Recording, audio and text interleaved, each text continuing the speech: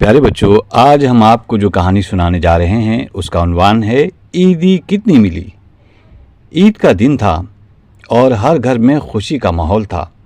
सब बच्चे सुबह से ही एक्साइटेड थे क्योंकि उस दिन उन्हें ईदी मिलने वाली थी। एक छोटा बच्चा जमाल भी अपने घर वालों के साथ ईदगाह गया नमाज पढ़ने। नमाज के बाद जमाल का सबसे पहला काम था अपने अम्मी अब्बू से ईदी लेना। जमाल अपने अम्मी अब्बू से प्यार से दुआओं के साथ ईदी मांगने गया। उनकी अम्मी ने जमाल को एक प्यारी सी मुस्कुराहट देकर 500 रुपये दिए।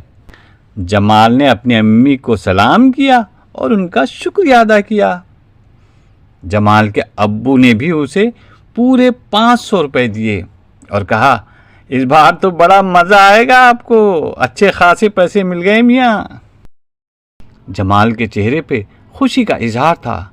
उसने जल्दी से अपने दोस्तों के घर चलने का फैसला किया। दोस्तों के घर पहुंचकर जमाल ने दोस्तों को अपनी ईदी दिखाई। उनके दोस्तों ने भी अपनी ईदियाँ दिखाई और सब ने मिलकर खुशी मनाई।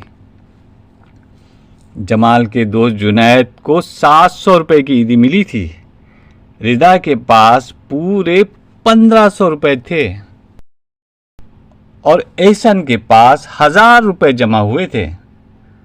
सब बच्चों की नज़रों में खुशी थी और सब ने ईदी के पैसे से कुछ ना कुछ खरीदा।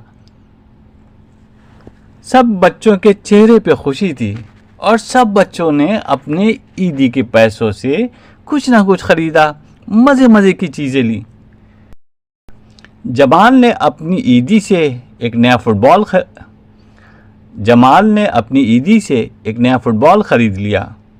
उसने अपने दोस्तों को बुलाकर उनके साथ खेलने का इरादा किया। सब ने खुशी खुशी हाँ कह दी और जमाल के घर के गार्डन में खेलने लगे। खेलते खेलते दोपहर हो गई और सब बच्चे भूख से बेताब हो गए। जमाल ने अपने घर से मिठाइयों का डब्बा मंगवा लिया। फिर जमाल ने अपने दोस्तों के लिए कोल्ड ड्रिंक भी मंगाई।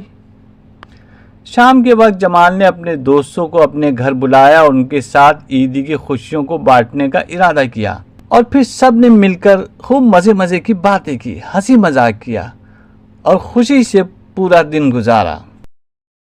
जमाल के लिए दिन बहुत ही यादगार था।